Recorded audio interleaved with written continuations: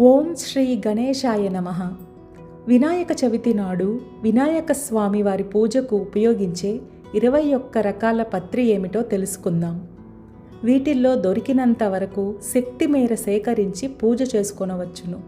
పూజకు ముఖ్య అలంకారం భక్తి.